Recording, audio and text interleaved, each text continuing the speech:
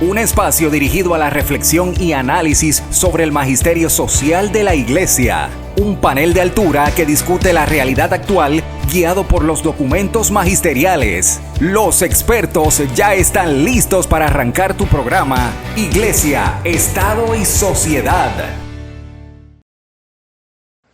Saludos, aquí estamos en su programa Iglesia, Estado y Sociedad. Se presenta con ustedes el profesor Fernando José Pacheco Valcourt. Siempre estamos muy agradecidos al público que se da cita en este espacio. El interés de nosotros es traer la información de primera para que ustedes tengan esas herramientas necesarias y poder actuar día a día promocionando la dignidad del ser humano, ayudando a toda aquella persona que Papá Dios nos pone en el camino, porque ese es nuestro deber y responsabilidad social, ayudar a cualquier persona que nos encontremos en el camino. Así que aquí tengo un invitado muy especial. Estoy en el simposio del Ombudsman. Aquí tenemos grandes figuras públicas, tenemos personas que están muy interesadas en la ayuda a la ciudadanía y honestamente tienen un corazón disponible para eso, no simplemente es para los números y las gradas, sino que tenemos personas de gran calidad como el licenciado Ever Padilla, que me acompaña por aquí. ¿Cómo estás, Ever? Saludos, Fernando. Gracias por la oportunidad de dirigirme a la radioaudiencia y tener este espacio de conversación y reflexión sobre la responsabilidad que tenemos los abogados y las abogadas y los que servimos al país para procurar ese espacio de reconocimiento y respeto de los derechos que tienen todas las personas. Así es, Ever. Ahora háblanos un poquito de tu experiencia como egresado. Estábamos aquí dialogando, tú fuiste egresado de nuestra institución. ¿Qué te llevaste? ¿Qué ideas también tienes para ayudarnos a crecer? Cuéntanos un poquito de eso. Mira, yo llegué a la Escuela de Derecho en ese interés de vindicar los derechos de todas las personas. En el año 95 fui clase nocturna y definitivamente la Escuela de Derecho cambió mi vida, cambió mi mirada. Reafirmó el compromiso con la justicia social y con lo que aprendí en la Escuela de Derecho, que me siento súper orgulloso de ser un egresado de la Pontificia Universidad Católica, la Escuela de Derecho.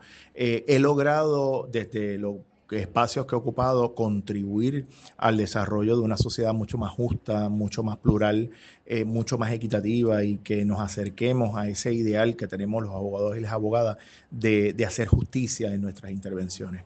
Así es, muchas gracias, Ever. Cuéntanos un poquito, tenemos unos acuerdos con la Comisión de Derechos Civiles, que además está decir, ustedes conocen, el licenciado Ever Padilla es el director ejecutivo de la Comisión de Derechos Civiles y honestamente, Ever, has hecho un trabajo de excelencia. Te lo digo con mucha honestidad, siempre te he respetado, siempre estamos mirando las dinámicas que estás al día a día trabajando con nuestra ciudadanía de a pie, como les decimos, con los más vulnerables, con la gente que realmente necesita una mano amiga para levantarse, dignificarse de nuevo. Entonces tenemos unos acuerdos también con la Comisión de Derechos Civiles, donde los estudiantes de Derecho de nuestra Pontificia Universidad Católica de Puerto Rico tienen la oportunidad de hacer sus internados legales, sus horas pro bono, sus horas clínicas, en general su educación experiencial en la Comisión de Derechos Civiles. Y hemos tenido algunos en la comisión. Cuéntanos cómo ha sido la experiencia, Ever. Pues mira, de entrada tengo que decirte que cuando yo llegué a la Comisión de Derechos Civiles en el año 2013, identifiqué la responsabilidad que tenía con la institución que me formó de devolver esa oportunidad a otros estudiantes en proceso de formación. Y tengo que decirte que fue el primer acuerdo de colaboración que yo firmé hace 2 años, fue con la Pontificia Universidad Católica, específicamente con la Escuela de Derecho. A partir de ahí hemos tenido experiencias extraordinarias con los estudiantes y con distintas organizaciones dentro de nuestra Escuela de Derecho, pero con especial énfasis los estudiantes que pasan por los procesos de pro bono y por los procesos de experiencia clínica, los hemos adiestrado porque tenemos una plataforma real de las cosas que se van a encontrar los abogados y las abogadas cuando vayan al ejercicio de la profesión. Y también es un llamado a la humanidad, humanizarnos, ¿verdad? Y recordar que nosotros estamos allí no porque tenemos un título, sino porque tenemos una responsabilidad. Y en ese sentido, particularmente las experiencias que hemos tenido a lo largo de todo este tiempo de una colaboración súper satisfactoria y enriquecedora para todas las partes, ha sido que los y las estudiantes han podido entender los distintos procesos administrativos en las agencias. Por ejemplo, el último grupo de estudiantes que tuvieron la oportunidad de adiestrarse para poder ir a entrevistar a personas que estaban cumpliendo una sentencia y visitaron instituciones carcelarias en todo Puerto Rico. Qué interesante, Ever. Y esas son destrezas que no necesariamente nosotros las estudiamos formalmente en la escuela, pero les exponemos a que conozcan cuáles son incluso y repasen qué pasa después de una sentencia, cuáles son los remedios post sentencia, cuáles son las realidades que tienen y que confrontan las comunidades privadas de libertad y qué pasa al interior de las instituciones. Y allí le damos un adiestramiento incluso de seguridad, cuáles son los procesos para ingresar, para registrarse, para solicitar hablar con los confinados y en el caso de los estudiantes de Derecho, el reglamento del Departamento de Corrección permite que estudiantes de Derecho funjan como abogados en el caso de las entrevistas y los estudiantes incluso son llevados a las salas de abogados en las cárceles para que vean cómo se dan esas dinámicas y los últimos estudiantes y muchos de los estudiantes que han hecho práctica con nosotros van y entrevistan solitos en vivo a los confinados que nosotros les asignamos para que un poco atiendan cuáles son los reclamos. Y esta experiencia les sirve a los estudiantes para repasar sus conocimientos, porque muchos de los confinados plantean solicitudes de remedios post sentencia. Así que los estudiantes tienen la oportunidad incluso de repasar todos esos conocimientos que tienen, incluso buscar donde hay laguna y eso les ayuda a prepararse para la reválida, ¿verdad? Porque son experiencias reales que nos permiten aprender desde otra perspectiva. Excelente, Ever. Y yo creo que el mensaje para el público particularmente es cómo uno atender a estas poblaciones vulneradas, como le llama la responsabilidad social, es tan importante porque me atrevería a opinar, ¿no?, que estas personas, muchas de las personas que están en nuestras cárceles, son personas que la misma sociedad no le dio tal vez las oportunidades adecuadas, no tuvieron esos privilegios que a lo mejor tú y yo tenemos, Ever y muchos otros, y por eso es importante no olvidarnos de ellos, sino hacerles valer esos derechos, reivindicarlos, lograr que se rehabiliten, lograr que haya alguien pendiente a ellos, que aunque ellos tengan miles de reclamos, eso no caiga en oídos sordos, sino mira, la comisión me escuchó, un estudiante de Derecho, Ever, me escuchó, los funcionarios me escucharon por lo menos, y por lo menos hay alguien que está escuchando mi voz y me siento importante, me siento con algo de esperanza. Mira, otra de las experiencias que han tenido nuestros estudiantes es tener la capacidad de toda esa información del derecho, aprender a orientar al cliente con un lenguaje que el cliente entienda, porque muchas de las veces nuestro proceso de adiestramiento es para hablar en términos legales, en términos jurídicos, y a lo mejor entre abogados y abogadas nos entendemos. Claro. Pero tenemos que también desarrollar destrezas en el estudiante para que le pueda comunicar a su cliente de forma asertiva, de forma sencilla, de manera que ese cliente esté informado y pueda recibir el asesoramiento al que tiene derecho en el ejercicio de nuestra responsabilidad, en el descargo de nuestra responsabilidad, de los cánones que ahora serán reglas, ¿verdad? Así que podemos integrar muchas materias y es una experiencia vivencial extraordinaria que le permite al estudiante aprender desde otra perspectiva.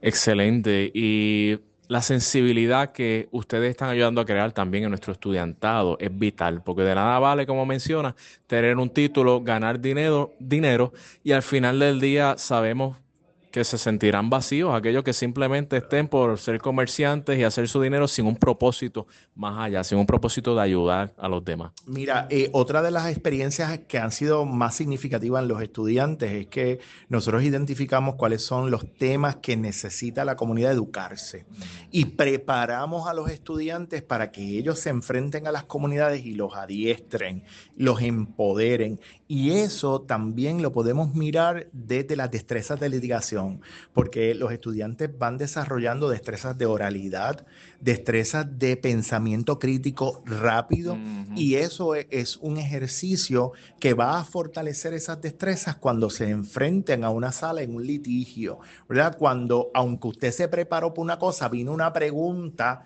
usted tenga esa flexibilidad y esa capacidad inmediata de redirigir su contestación para ser asertivo en lo que se le está preguntando. Así que yo creo que estas experiencias son muy enriquecedoras, nos ayudan grandemente a la Comisión de Derechos Civiles a cumplir nuestra responsabilidad. Además, como te dije ahorita, en esa responsabilidad que tenemos los abogados y las abogadas de formar a quienes serán los futuros abogados y abogadas, también descargamos esa responsabilidad que tiene implicaciones con la comunidad, porque vamos a lograr esa accesibilidad a la justicia que estamos llamados todos los abogados a hacer. Y desde el espacio público en la Comisión de Derechos Civiles podemos llegar a muchas más gente desde una manera de respeto, de colaboración y construyendo una nueva generación de profesionales comprometidos con el cambio social, comprometidos con los principios de humanismo que se requiere en nuestra clase y particularmente las enseñanzas que recibimos desde nuestra escuela.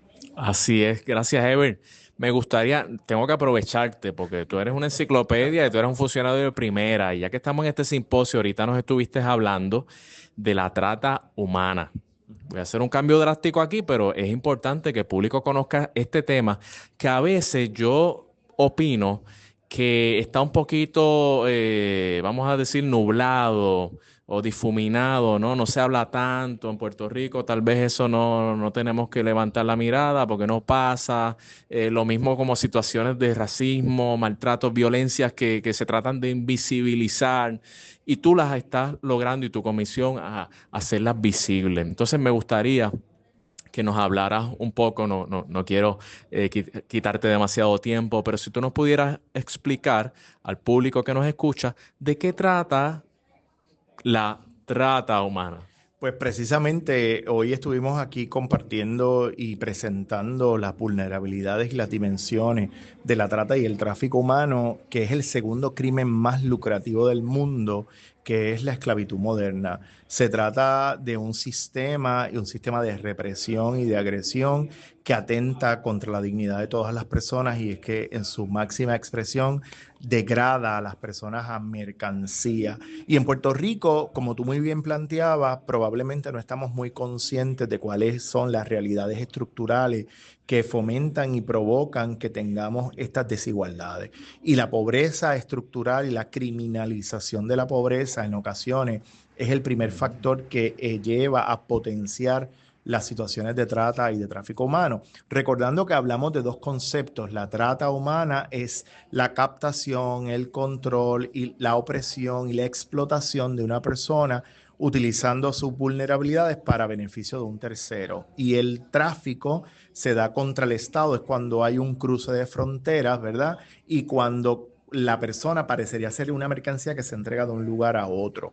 Así que tiene distintas dimensiones este concepto y parecería que es un tema y un problema que es por allá, por las islas del Pacífico, en las repúblicas pobres y que no se da en Puerto Rico. Y tengo que decirte que lamentablemente Puerto Rico es punto de origen, tránsito de destino. Eso significa que desde aquí salen, por aquí llegan y hasta aquí llegan personas que son víctimas y sobrevivientes de trata y tráfico humano. Y aunque nosotros desde el año 2012 tenemos 3 artículos en el Código Penal, la realidad es que, por ejemplo, el año pasado solo 2 casos se procesaron por esto, porque muchas de las acciones se están delegando al gobierno federal, que, ¿verdad? No tenemos los recursos o no queremos desarrollar los recursos necesarios, pero la legislación que se aplica desde el gobierno federal atiende las realidades de los Estados Unidos cuando se aprobó esa legislación que es del año 2000. Después de aprobada el Human Trafficking Prevention Act del año 2000, se aprobó por el Pleno de las Naciones Unidas los protocolos de Palermo y en esos protocolos de Palermo hubo una interacción de todos los Estados miembros de la ONU mirando cuáles eran las particularidades y las contextualizaciones de la dinámica y la profundidad de los temas de la trata. Bien. Y en el caso nuestro, nosotros somos una isla caribeña. Nosotros tenemos unas realidades estructurales de pobreza, de violencia, de maltrato. Tenemos una movilidad de migrantes que tenemos que tener otra rostro y otra mirada, otro acercamiento al tema de la trata y no necesariamente como se atiende en los Estados Unidos, que es un tema de frontera y que es un tema de trabajo sexual forzado. Más nada. Y en Puerto Rico hay otras miradas, otras necesidades. Además, la trata, como todos los crímenes organizados del mundo, va cambiando de forma, va cambiando de estrategia y en los últimos años, los últimos informes a nivel mundial plantean que cada día más se reclutan víctimas a través de la tecnología. Wow. Y nosotros tenemos que atemperarnos a esas realidades para entender cuáles son los factores que provocan esta situación y cómo nosotros, a través de las organizaciones del Estado, podemos enfrentar y combatir este crimen que definitivamente atenta contra los derechos de las personas. Excelente, Ever. Te pregunto para que el público conozca en Puerto Rico. Y antes de llegar a Puerto Rico, te voy a preguntar sobre a nivel internacional cuáles son los principales casos de trata humana. Y quiero ver el panorama internacional porque el puertorriqueño pues tiene la ventaja de que viaja mucho. Y cosas se ven. Yo he ido de crucero y de viaje y uno ve a veces cosas raras, ¿no? Y si uno ve algo más allá, uno debe denunciarlo. Me gustaría que me dieras una panorámica de cuáles son los casos más fuertes de trata humana a nivel internacional y luego me digas algún caso de Puerto Rico para que el público esté pendiente a eso. Pues mira, a nivel internacional se han identificado muchos casos. El Caribe es una zona caliente, como le llama el gobierno de los Estados Unidos, porque aquí hay muchas incidencias. Y hay casos documentados particularmente desde cuando hay mundiales deportivos y alrededor de toda esa estructura de la celebración del deporte, hay muchas personas que son víctimas de trata y tráfico humano, particularmente el trabajo forzado de menores, los trabajos que se dan en las minas, los trabajos que se dan en las siembras cafetaleras, en las siembras de cacao, en las fábricas de producción masiva en países donde no hay regulación para proteger el trabajo de menores. En ocasiones no sabemos, ¿verdad? Pero la industria de los diamantes ha sido muy fuertemente criticada, la industria de las piedras preciosas, la industria de la alta costura, de los commodities, de los vehículos que han utilizado estrategias de explotación infantil, de explotación de mujeres. Se han documentado fábricas en India, en Pakistán, en China, en Rusia, en la Europa Central, donde las jornadas son de hasta 12 horas, donde esas mujeres migrantes tienen que estar en espacios confinadas, en jornadas que tienen que atender a sus hijos allí y que se le dan 2 o 3 horas, en los campos de cosechas de arroz, en los campos de cosecha de té, que parecería ser el glamour del té y de la cosa, y realmente estamos detrás de un panorama que no estamos conscientes de la huella tan amplia que tiene esa dimensión. En el caso de los menores y de la explotación sexual infantil, en las Américas se ha registrado un aumento de la utilización de las redes sociales y de las plataformas como OnlyFans para capturar menores de edad que pensaría que están en la habitación utilizando su celular y están subiendo material pornográfico, material de foto a jóvenes que a lo mejor tienen problemas de adaptación social, que no se han atendido desde su familia a sus necesidades y escapan por allí cuando les ofrecen algún dinero. Y esas plataformas no tienen control y eso se produce material pornográfico que al final del día hay unos explotadores que lo están mercadeando a través del mundo y van a alimentar los egos y las necesidades de esa gente, ¿verdad? Así que en ese sentido, esos son los principales casos que se han documentado. Hay incluso documentadas en el caso de Panamá, que nosotros pudimos colaborar con Panamá, Sí. de personas que las reclutaban para trabajos de modelo, para trabajos de embajadoras de marca. Las iban a buscar a las comunidades desventajadas, les sacaban incluso pasaporte y las volaban a Puerto Rico para luego volarlas a los Estados Unidos. Y cuando llegaban le quitaban los pasaportes y las ponían a trabajar, no necesariamente aquí, pero pasaban por aquí, las ponían a trabajar en bares, y en negocios de trabajo sexual forzado. Siendo menores. Siendo menores de edad, ¿verdad? Y ante la necesidad de sus familias, ante la angustia, particularmente de familias que no podían mantener a sus menores, pues con la mejor buena fe y con el mejor deseo que progresaran porque le presentaban un futuro precioso de oportunidades, con fotos, con viajes, pues entregaron a sus propios hijos y a sus propias hijas. Y aquí en Puerto Rico recordaremos el caso de la Gordy, aquí en Puerto Rico recordemos todos los casos que están siendo procesados por las autoridades federales donde personas enfermas mentalmente, porque eso tiene que tener un problema de insanidad mental, Claro. que utilizan a los menores para satisfacer sus deseos sexuales. Y en el caso nuestro, pues tenemos por lo menos las autoridades federales que están muy diligentemente actuando sobre todos esos casos, pero yo creo que nos falta entender cuáles son las dimensiones, cuáles son las caras de la trata y el tráfico humano en Puerto Rico para que lo podamos entender. Un ejemplo bien sencillo, y lo hablaba yo en la conferencia, es que cuando se pierde y desaparece un menor, nos conformamos con que apareció 3 días después. Pero ¿qué pasó durante esos 3 días? Así ¿Dónde mismo, estuvo? ¿Qué la usaron? ¿Cómo lo usaron? Pues no lo sabemos. Entonces eso es parte del trauma que esa menor carga, pero que Claro. tampoco se atreve a ofrecer por el estigma, por el temor, porque incluso han sido amenazadas. Y hemos tenido casos donde esos menores que desaparecen después aparecen muertos, ¿verdad? En escenas del crimen. Así que esto es un asunto complejo que requiere que volvamos como país a mirar cuáles son nuestras realidades estructurales y cuáles son las posibilidades para que nosotros incidamos, para que podamos proteger a esas poblaciones que han sido vulnerabilizadas históricamente. Excelente, Ever. Ya concluyendo, me gustaría que le dieras al público esas herramientas, esas invitaciones y propuestas para que en el día a día, donde quiera que uno se encuentre, uno pueda atajar esta problemática, uno pueda poner su granito de arena para ir atacando, ¿no?, esta situación tan difícil y poder lograr soluciones reales, sólidas y permanentes. Pues mira, lo primero que yo tengo que recomendar es que nos eduquemos, que como sociedad busquemos aprender qué es la trata, cómo se dan las manifestaciones en Puerto Rico y qué yo puedo hacer desde el espacio en el que ocupo. Y para eso yo les invitaría a que vayan a la página web de la Comisión de Derechos Civiles. Allí hay un documental que fue el primer documental que se le pone el rostro de la trata humana a Puerto Rico. En nuestra página tenemos una guía para interpretar con recomendaciones puntuales, además de educarse, conocer, incluso preocuparse por su familia, preocuparse por los menores de edad, identificar señales cuando hay personas adultas controlando menores, observar con detenimiento, y si usted tiene dudas o preguntas de si realmente está ante una situación de trata o tráfico humano, puede comunicarse a la Comisión de Derechos Civiles al 764-8686, que le vamos a dar una orientación confidencial sobre qué es esto, y también busque nuestros calendarios de adiestramientos que son libres de costo.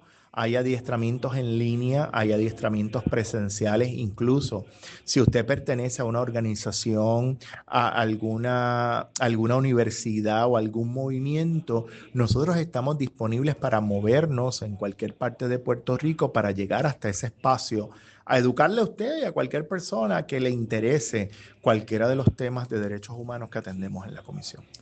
Migrantes que nos estén escuchando, del mismo modo, Ever, ¿qué les recomiendas? Pues mira, nosotros tenemos una iniciativa para las personas migrantes, particularmente las que tienen estatus migratorio no definido, y les pido que llamen a la Comisión de Derechos Civiles. Nosotros no guardamos información sobre los migrantes, así que no vamos a ponerlos en riesgo. Hemos creado unas tarjetas informativas.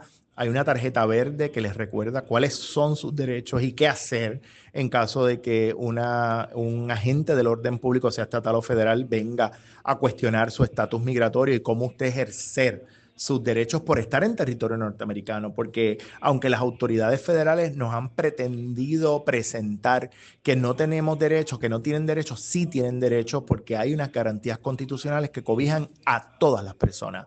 Así que tenemos unas tarjetas, son unos juegos de tarjetas verdes y rojas.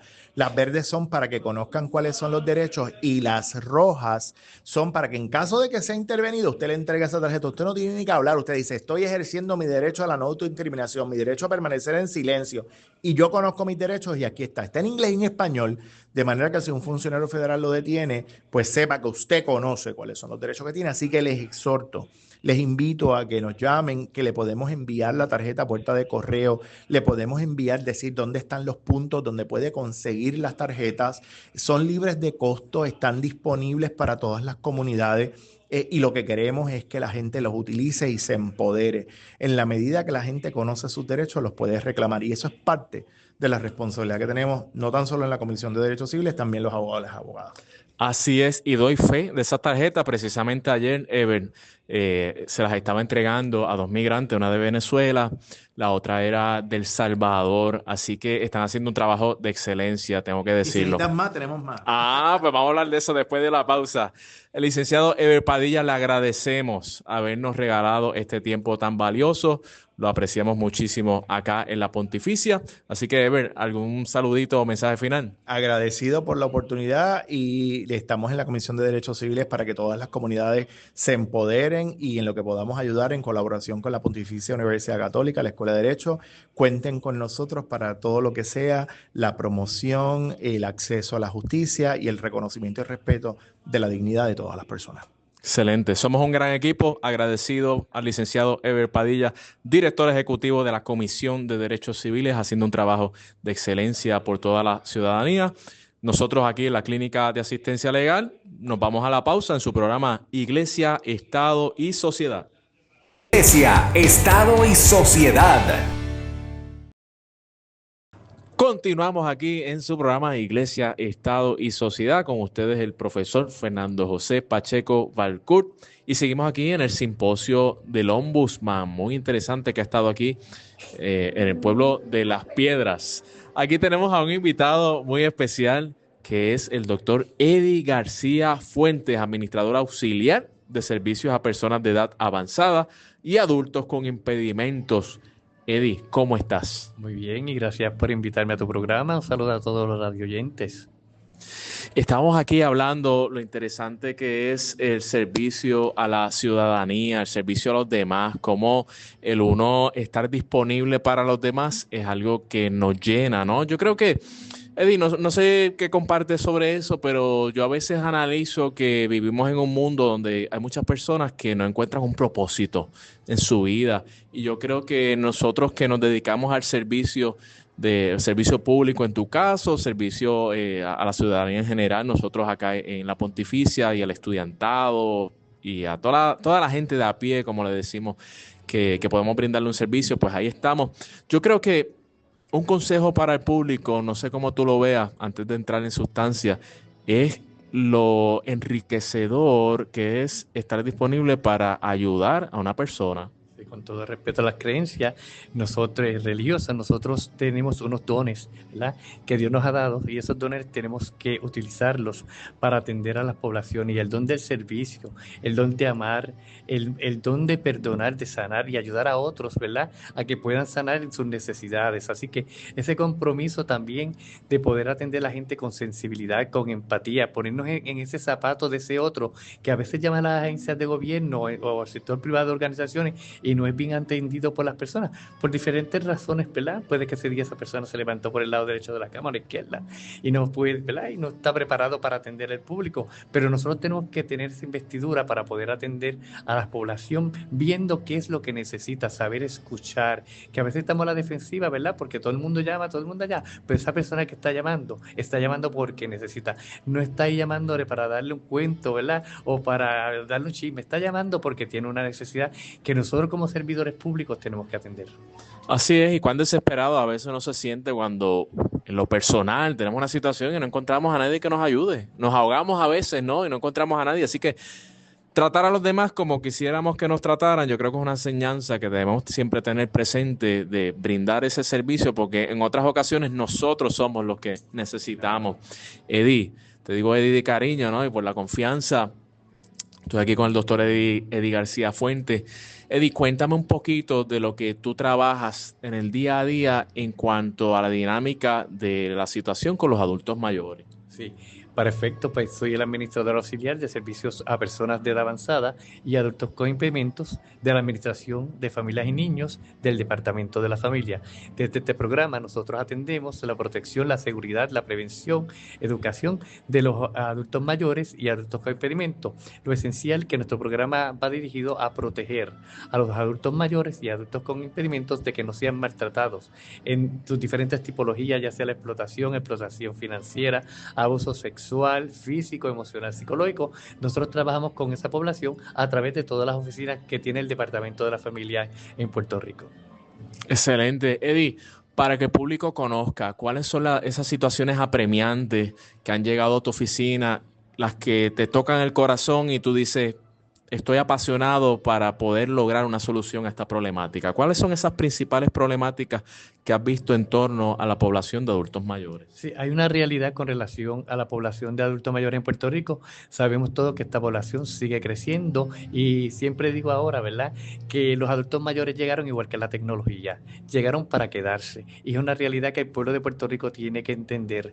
Tenemos una diversidad de población, ¿verdad?, y de familias compuestas por adultos mayores. Primero que nada, tengo también que mencionar que tenemos una población de adultos mayores que se mantiene activa, que usted lo ve en el chinchorreo, usted lo ve perreando, y eso es gozo. Yo me gozo verlos, ¿verdad? Verlos en la feria. Por ejemplo, yo estuve en la feria de Naranjito este fin de semana del Fricasé, y ver la plaza pública llena de adultos mayores con sus sillitas, bien arregladitos, bailando, escuchando la trova, es maravilloso ver esos adultos mayores disfrutando. Pero también, lamentablemente, tenemos otros adultos mayores que tienen condiciones de salud que no le permiten, ¿verdad?, tener esa vida activa, y precisamente esos son los que llegan al Departamento de la Familia. Y aquí en este evento, ¿verdad?, del Ombudsman, estamos hablando de las vulnerabilidades, y una de esas personas vulnerables, ¿verdad?, pues son los adultos mayores y los adultos con impedimentos que no tienen los recursos familiares ni los recursos económicos para recibir unos servicios, que, como mencioné, son los que llegan al departamento para poderlos atender a través de la diversidad de servicios que ofrecemos en nuestra agencia. En nuestro caso nos toca muy de cerca el tener que escuchar, leer casos donde hay 4, 5, 6 hijos, ¿verdad?, que no se ocupan de sus padres. Y reconociendo que esos padres, cuando uno lee esa historia, a través de los informes que hacen nuestros manejadores de casos, los hijos no se quieren ser responsables porque están comprometidos con su trabajo, tienen su familia, no quieren ni aportar al servicio que puede ofrecer el departamento, como ejemplo el de cuidado sustituto.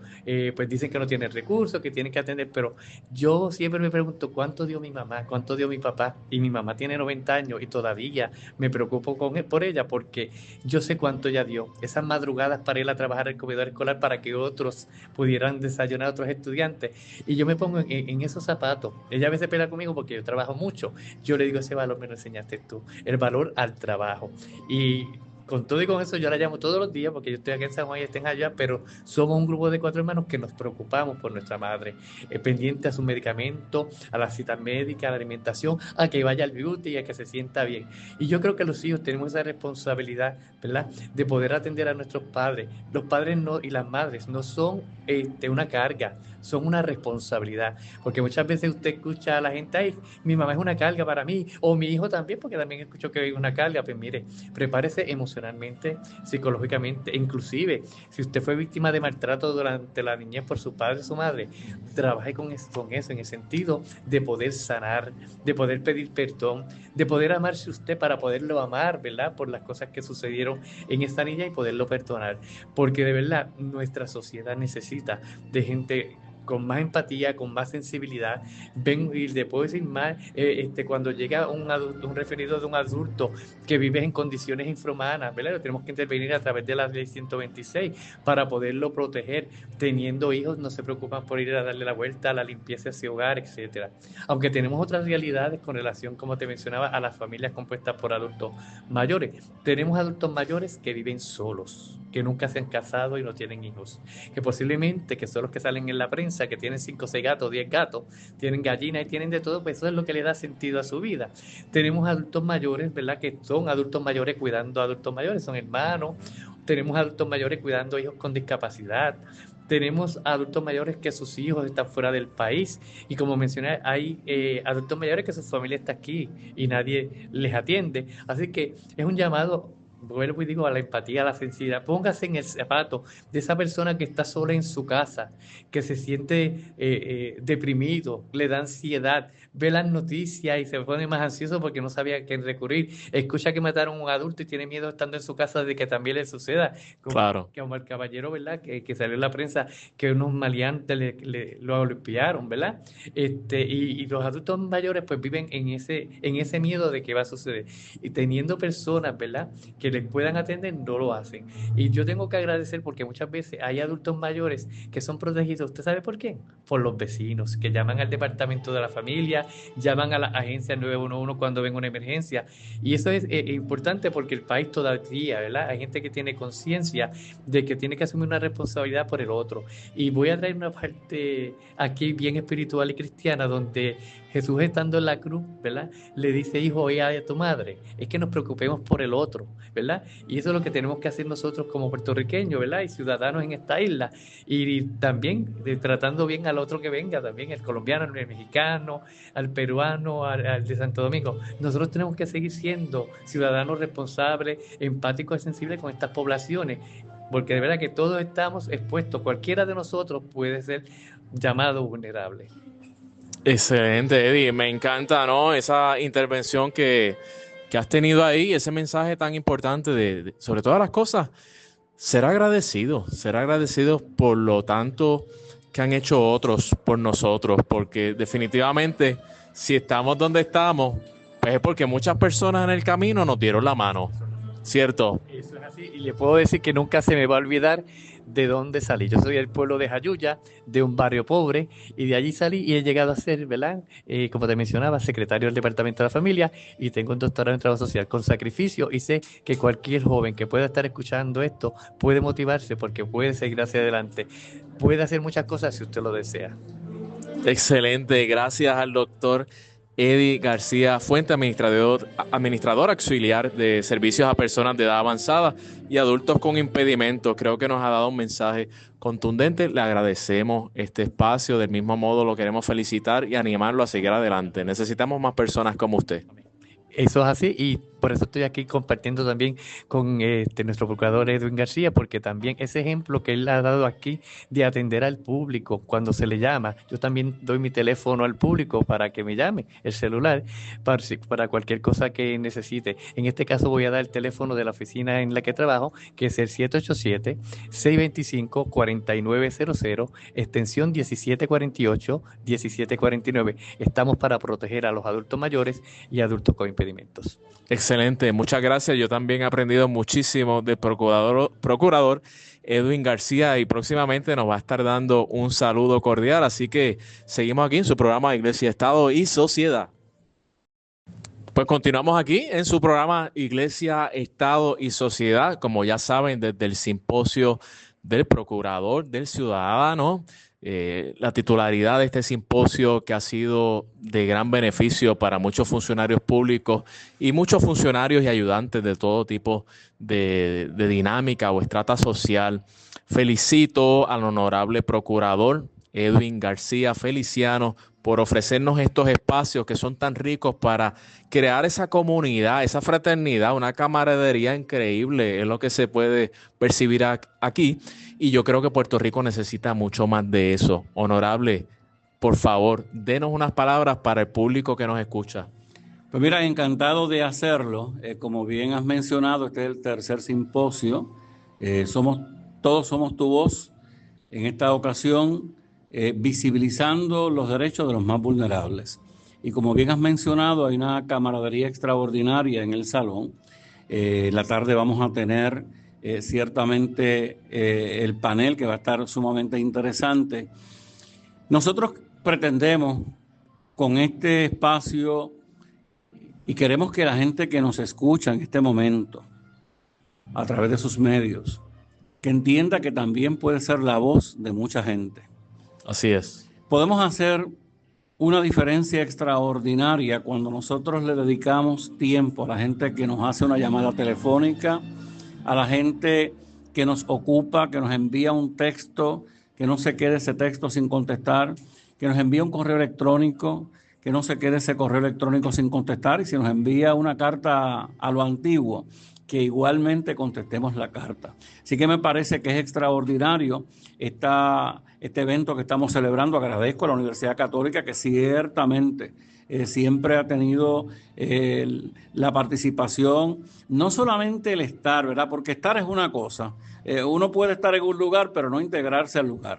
Y yo creo que hemos visto en las diferentes personas y personalidades que han asistido de la Universidad Católica un compromiso extraordinario, y por eso lo seguimos invitando. Yo creo que esa es la diferencia cuando decidimos a quién vamos a invitar. Bueno, pues yo quiero a fulano, mengano, hay otra gente obviamente que se registra, pero qué bueno que tenemos esta oportunidad y que sepan que estamos en la mejor disposición de seguir llevando este mensaje a lo largo y a lo ancho de Puerto Rico.